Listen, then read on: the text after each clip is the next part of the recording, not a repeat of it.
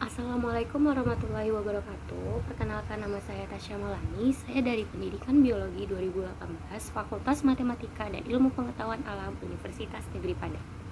Nah, di sini saya akan menjelaskan sedikit materi tentang fotosintesis. Apa itu fotosintesis? Fotosintesis itu merupakan pembuatan makanan pada tumbuhan hijau melalui proses biokimia pada klorofil atau zat hijau daun dengan bantuan sinar matahari. Nah, untuk penjelasan yang lebih lengkapnya lagi akan saya jelaskan pada PPT berikut ini. Fotosintesis merupakan suatu proses biokimia pembentukan zat makanan karbohidrat yang dilakukan oleh tumbuhan, terutama pada tumbuhan yang mengandung zat hijau daun atau klorofil. Nah, pada proses fotosintesis ini terjadinya proses yang menghasilkan gula dari dua bahan mentah sederhana, yaitu karbon dioksida atau CO2 dan air H2O. Dan juga terjadinya pembentukan senyawa yang mengandung C atau gula sama dengan C6H12O6 dari CO2 dan H2O oleh tumbuhan hijau dengan adanya bantuan cahaya matahari, dan sebagai hasilnya adalah O2. Nah, ini merupakan reaksi fotosintesis, yaitu ada 6 CO2 ditambah 6 H2O dengan bantuan cahaya matahari dan klorofil diubah menjadi C6H12O6 ditambah 6O2. Nah, 6 molekul karbon dioksida bereaksi dengan 6 molekul air untuk membentuk suatu molekul glukosa dan 6 molekul oksigen. Nah, yang terlibat dalam reaksi fotosintesis itu adalah air, glukosa, karbon dioksida atau CO2, oksigen, cahaya matahari, dan klorofil. Nah, ini merupakan struktur dari molekul klorofil. Kemudian ada struktur kloroplas, berbentuk ovoid, disk atau piring, berdiameter 5 mikrometer, tebalnya 2-3 mikrometer, dan kloroplas ini berisi stroma atau proteinaceous matrix yang terdapat dalam enzim untuk fiksasi C. Kemudian ada grana atau cylindrical bodies. Dalam grana ini terdiri atas kumpulan struktur membran berbentuk disk yang disebut lamela atau tilakoid. Kemudian ada klorofil yang melekat pada lamela.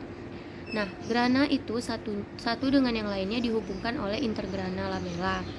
Kemudian terdapat pigmen dan enzim untuk reaksi terang. Dan ini merupakan struktur dari kloroplas. Yang di luar ini itu merupakan membran luarnya, lapisan paling luar. Kemudian ada inner membran atau membran dalamnya. Kemudian ada stroma, tempat melekatnya dari grana atau tumpukan tilakoid. Tilakoid itu adalah satuannya dari grana. Kalau tumpukan dari tilakoid itu dinamakan dengan grana atau granum. Nih, stack of tilakoids. Nah, yang menghubungkan grana satu dengan lainnya itu ada stroma lamela atau lamela dari stroma ini.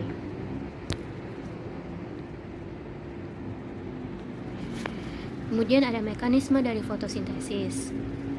Urutannya yaitu yang pertama penangkapan cahaya matahari oleh kloroplas atau zat hijau daun.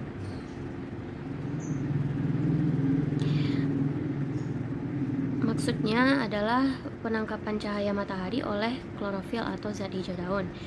Kemudian ada pemisahan molekul air diiringi pelepasan elektron berenergi tinggi dan penghasilan O2. Kemudian ada transfer elektron yang menyebabkan pembentukan energi kimia atau ATP dan tenaga pereduksi NADPH2. Kemudian penggunaan ATP dan NADPH2 untuk fiksasi CO2 menjadi karbohidrat kompleks seperti sukrosa, pati, selulosa, hemiselulosa. Nah, pada reaksi terang ini yang terjadi itu di nomor 1, 2, dan 3. Dan pada reaksi gelap itu terjadi yang nomor 4 atau penggunaan ATP dan seterusnya itu. NADPH itu merupakan nikotinamid adenin dinukleotid fosfat. Kalau ATP merupakan adenosin trifosfat, yaitu energi dalam sistem biologi. Kemudian itu ada reaksi terang atau fotofosforilasi. Terjadinya penangkapan energi cahaya oleh kloroplas. Kemudian ada pemecahan H2O dengan hasil energi dan oksigen atau O2. Nah, ini dia fotolisis. Reaksinya 2H2O menjadi 4 elektron ditambah 4H+ ditambah O2. Kemudian ada pembentukan ATP dan reducing power NADPH2. Nah, pembentukan ATP ini dari elektron melakukan fotofosforilasi menjadi ATP. Kemudian untuk reducing power terbentuknya 2 NADPH2, yaitu 2 NADP direduksi dengan 4H+ menjadi 2 NADPH2. Nah, reaksinya seperti ini. 2H2O menjadi 2 NADPH2 ditambah O2 ditambah ATP. Kemudian ada reaksi gelap atau fiksasi CO2, yaitu penggunaan ATP dan NADPH untuk fiksasi CO2. Ada reduksi CO2 menjadi KH kompleks. Nah, reaksinya 6CO2 ditambah 12 NADPH2 ditambah 18 ATP menjadi C6A12O6 ditambah 2 NADP ditambah 18 ADP ditambah 8 PI ditambah 6H2O. Keterlibatan enzimnya itu ada RUBP dan PEP karboksilase. Nah, pada reaksi gelap atau fiksasi CO2 ini dikenal jenis tanaman berdasarkan jalur fiksasi CO2. Yaitu ada tanaman C3. Tanaman C3 ini merupakan sebagian besar tumbuhan. Kemudian ada tanaman C4, yaitu jagung dan tebu contohnya. Kemudian ada tanaman CAM atau crassulacean acid metabolism, yaitu tumbuhan gurun seperti kaktus. Nah, ini C3 siklus Calvin-Benson. Senyawa pertama yang terbentuk adalah senyawa dengan 3 atom C, yaitu PGA atau phosphoglyceric acid. Kemudian RUBP atau ribulose mono P ditambah CO2 dengan RUBP karboksilase menjadi 2 PGA. Enzim RUBP karboksilase atau Rubisco. Kemudian RUBP karboksilase dihambat secara kompetitif oleh O2, sehingga jika O2 meningkat fotosintesisnya turun. Kemudian titik kompensasi CO2-nya itu tinggi. Fotorespirasinya tinggi, yaitu respirasi oleh jaringan fotosintetik tergantung pada cahaya atau light depend. Pemecahan KH yang baru dibentuk dari proses fotosintesis. Klorofilnya ada di mesofil. Kemudian sel bundle seed sedikit atau tidak punya. Kemudian yang terakhir siklus Calvin. Kemudian itu tanaman C4 melakukan siklus Hatch-Slack. Senyawa pertama yang terbentuk yaitu senyawa dengan 4 atom C seperti asam aspartat, malat, dan oksaloasetat. PEP atau phosphoenol pyruvate ditambah CO2 dengan bantuan PEP karboksilase menjadi asam oksaloasetat. Kemudian enzim PEP karboksilase mempunyai afinitas yang sangat besar terhadap CO2 sehingga tidak tergantung pada konsentrasi oksigen. Titik kompensasi CO2-nya rendah. Fiksasi CO2 awal terjadi pada mesofil, lalu asam yang terbentuk ditransfer ke sel bundle seed. Di sistem bundle seed, asam dikarboksilasi melepaskan CO2 yang akan masuk ke siklus Calvin, peningkatan konsentrasi CO2, dan PEP kembali masuk ke siklus Hatch-Slack. Banyak sel bundle seed-nya. Fotorespirasi rendah, CO2 hasil respirasi dimanfaatkan lagi dalam siklus Hatch-Slack dan siklus Calvin. Siklus Hatch-Slack dan siklus Calvin. Kemudian enzim Rubisco dan PEP karboksilase. Kemudian itu ada aliran elektron.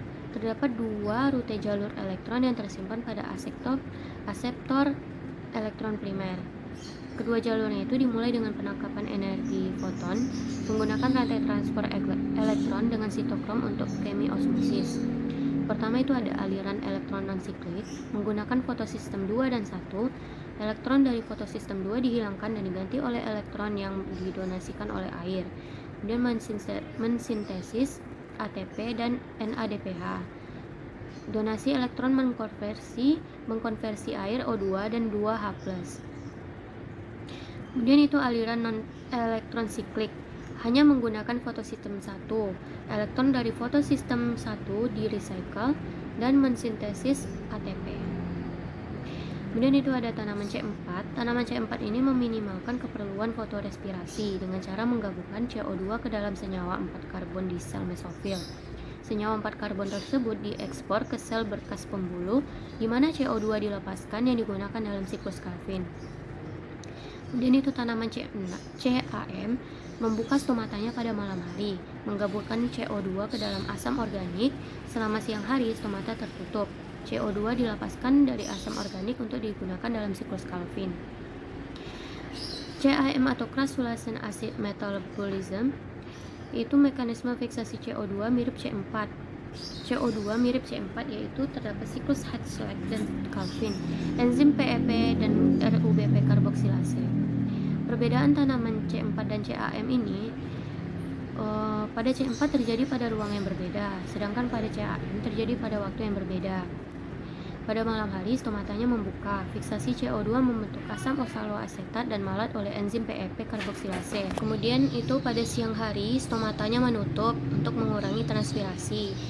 Dekarboksilase melepaskan CO2 yang selanjutnya digunakan atau masuk pada siklus Calvin. Terakhir itu dia merupakan tumbuhan sukulen. Nah, faktor-faktor yang mempengaruhi fotosintesis itu ada intensitas cahaya, konsentrasi karbon dioksida, kadar air, kadar fotosintat atau hasil fotosintesis, tahap pertumbuhan, dan yang terakhir ada suhu. Manfaat produk fotosintesis itu yang pertama sebagai gula, digunakan sel-sel tumbuhan untuk zat makanan. Kemudian ada molekul-molekul gula diuraikan untuk melepaskan energi. Ketiga, sebagian molekul gula diubah menjadi senyawa lain. Dan yang terakhir itu sebagian molekul gula disimpan sebagai cadangan makanan. Terima kasih. Sekian yang dapat saya sampaikan, lebih dan kurangnya saya mohon maaf. Semoga dari penjelasan tadi kita dapat lebih memahami apa itu fotosintesis, bagaimana prosesnya, faktor-faktor yang mempengaruhi, dan sebagainya. Akhir kata, wassalamualaikum warahmatullahi wabarakatuh. Terima kasih dan sampai jumpa.